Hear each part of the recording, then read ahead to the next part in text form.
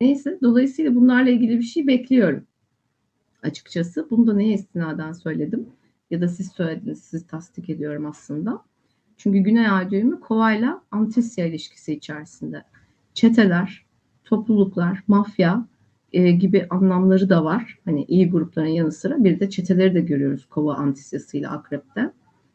Onlar da bir grup sonuçta ve örgütlü gruplar. Dolayısıyla bunların ifşası gibi şeyleri çok yakinen izleyeceğimizi düşünüyorum. Bazı şeylerin açığa çıkması. 9'un yüce yönesi olduğu için güneş tarikatları da sokabilir miyiz? Güneş tabii sokabiliriz. Uranüs kaynaklı geçici değişiklik. Evet, yeni bir yolun denenmesi.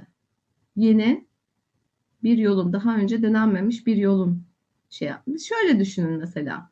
Siz bir lidersiniz, bir yerin liderisiniz mesela. İşte bir grubun, işte bir derneğin liderisiniz. Daha önce mesela bu gruplardan tehdit almışsınız. Hep susmuşsunuz. Haraç ödemişsiniz. Çekinmişsiniz. Araştırmamışsınız falan. Ama bu lider yeni bir yol deniyor. Çıkıyor televizyona mesela, bana böyle şantaj yaptılar diyor. İlk ve sıra dışı yöntem. Evet. Bu da çözüme ulaştıracak gibi görünüyor. Şimdi 8. ev aynı zamanda korku ama Güneş'in Koç'un kendisi hani çok da korku duyan bir konum değil mi? Hangi lider olacaksa o, umarım başına bir iş gelmez. Evet.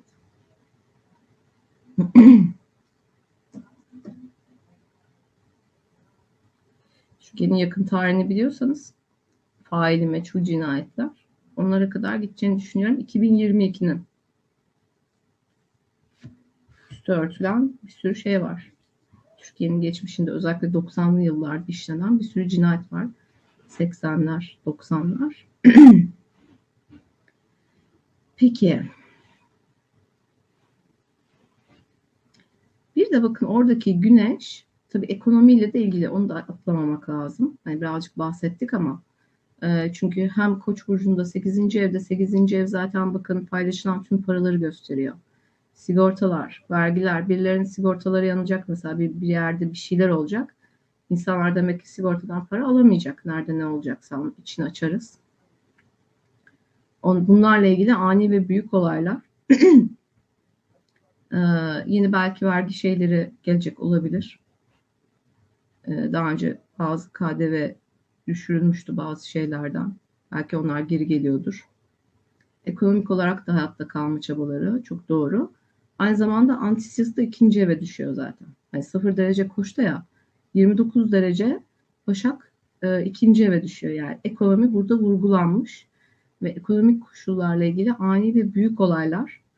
Aynı zamanda belirsizliği, bakın oradaki Jüpiter hani balıkta, Merkür balıkta, Neptün balıkta. Hani ne olacak ne bitecek bilmiyoruz. Değil mi? İnsan aklının alamayacağı şeyler demek balık. Onu gidermek, onu aydınlatmak için bir şeyler yapılmaya çalışılacak. Yeni yöntemler orada da denenecek demek ki. Hani alıp başını giden bir dolar var mesela, euro var değil mi? Hani çok şişik fiyatlar mevzudayız. Dolayısıyla bunları domine etme çabaları vesairesi diyebiliriz. İkinciden fazla bir olgu tabii ki var varsayım olarak şu anda. Ama bir şey bağırıyor. Savaş dedi mesela Gül, değil mi? Savaş bağırmıyor mu oradaki kovada? Ek olarak, biraz önce söylediklerimize ek olarak. Neden? Bir, Venüs savaş demek, savaş gezegeni. Mars savaşla çok ilintili. İki, Mars Satürn kavuşumu zaten Oğlak Burcu'nun yöneticileri. Bir de Venüs-Satürn kavuşumu zaten teraziye de işaret ediyor. Savaş diye bağırmış. Evet, bir savaş var. Bir şeyi düşündüm. Aslında molada. Kahve aldıktan sonra. Bir ülkenin başka bir ülkeye taşınması mümkün nasıl olabilir? Şu yüzden 4. evin yöneticisi Mars hem 6'da hem de kavuşum dolayısıyla 7. eve de geçiyor. Hani 7. evde biliyorsunuz yer değiştirmek gibi bir anlama gelir. Sonra bu neden bir toprak parçası olmasın diye düşündüm. Mühendislik yardımıyla yapılan böyle bir şey var biliyorsunuz. Mesela Mısır'daki Aswan kenti taşınmıştır İngiliz tarafından büyük bir mühendislik başarısıdır. Oraya bir tapınak gitti. Koskoca botanik bahçesini taşıdılar. Öyle bir şey de var. Aynı zamanda tabii ki hani muhalefet ve iktidarların el ele verdiği şey ne olur? Genel olarak krizler olur, değil mi? Burada evet bir kriz var. Bu kriz doğal bir felaket de olabilir. Ama doğal felaketleri genel olarak 11. evde görürüz. Onu da düşünmek lazım. Dolayısıyla oradaki kova burcundaki stelyumlar aslında doğal felaket değil, belki sonrasında ortaya çıkacak şeyleri. Hani sadece dolaylı olarak destek olabilir. Aklınızda olsun. Ama ülkelerin genel olarak dünyanın hava durumunu 4. evden gördüğümüz için hava durumuyla ilgili tahminler yapılabilir. 4. evden. Çünkü genel olarak iklim ve hava durumuyla ilişkilidir. Birazcık hani krize yatkınmış hava durumu. Akrep antisiyası ile birlikte konuşuyorum tabii ki. Hani Kova burcunun genel şeyi. Evet, hasar vermek belki. Havanın kirlenmesi direkt diyebiliriz. Çünkü orada hani Mars temizlenmesi gereken şeyleri hani bir temizlik de yapmak isteyecektir orada. Venüs Satürn, hani Venüs doğal güçleri de temsil ediyor ek olarak. Dolayısıyla hava kirliliği diye çok yorumladım ben bunu, ya da havaya bir şeylerin salınması. Yani gördüğünüz gibi havada bir kirlilik var. Hani aynı zamanda Mars'la Satürn birleşimi Oğlan da yöneticileri teknolojiye de işaret ediyor. Böyle bir durum var. Bir de 11. eve baktığımız zaman da doğal felaket, buradan hani bir doğal felaket evet Kova Akrep antisiyasıyla gelebilir. Ama ilk olarak Merkür'e de bakmak lazım tabii. Merkür Balık burcunda Jüpiter'le kavuşuyor. Neptün'le kavuşuyor. Uzay, denizler, aynı zamanda fırtınalar demek. Jüpiter biliyorsunuz. Fırtınalarla çok ilgili. Aynı zamanda fırtınalar her zaman hani büyük kasırga ve tayfunlar her zaman nerede olur? Denize yakın yerlerde olur. Çünkü yani sıcak hava kütlesi soğuk havayla karşılaşıyor falan, biliyorsunuz o konunun fiziğini anlatmayayım. Hani sadece yay yöneticiliğiyle de balık yöneticiliğiyle de fırtınaları sembolize eder Jüpiter. Deprem habercisi. Her yıl oluyor zaten dünya üzerinde. Ama burada da çok bariz gösterilmiş. Hani demek ki yine oldukça büyük bir deprem var ek olarak. Evet. Ve bunun nerede olduğu, nerede olacağı araştırılabilir. Ama hemen söyleyeyim ben size. Hani harita, görsel hafız, fotoğrafik hafızam var ya benim.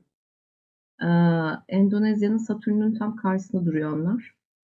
Endonezya'nın Başak Satürn'ü vardır. Bir de orası deprem ülkesi tabii. Öteki hani başka yerlerde de vuruyor ediyor ama depremleri hani Endonezya'da biliyorsunuz sabıkalı hani tam bir deprem ülkesi orası da. Tam onların Satürn'ün karşısında olacak o kavuşum. Oradaki gök cisimleri. O yüzden de hani söyleyebiliyorum. Ee, peki. Bu arada ayları da Koç burcundadır. O Başak Satürn'ü var onların 4. evinde. 11. ev Koç'a yansır. Ya da açayım isterseniz öyle göstereyim. Çok afaki kalıyor galiba değil mi? Hani ben tabii ezbere bildiğim için bir saniye.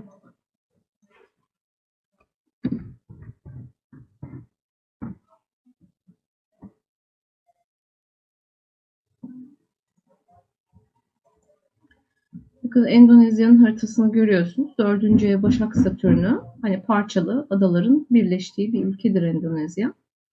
O kavuşumlar tam olarak bu Satürn'ün karşısında olacak. Daha önce bu Satürn üstünde tam tutulma olduğunda Endonezya'da çok büyük bir deprem olmuştu. Önceden de öngörmüştük onu. Canlı bir ders sırasında o tutulmaları işlediğimiz bir sınıfla. Görüyorsunuz değil mi? Onun doğal felaket olmasının nedeni de 11. evde antisi olmasıdır. Tam ay da orada. Beşiktaş kuralıyla. Kuzey ay düğümüyle kavuştuğu için 11'e de geçiyor oradaki ay. Dolayısıyla buradaki parçalı topraklar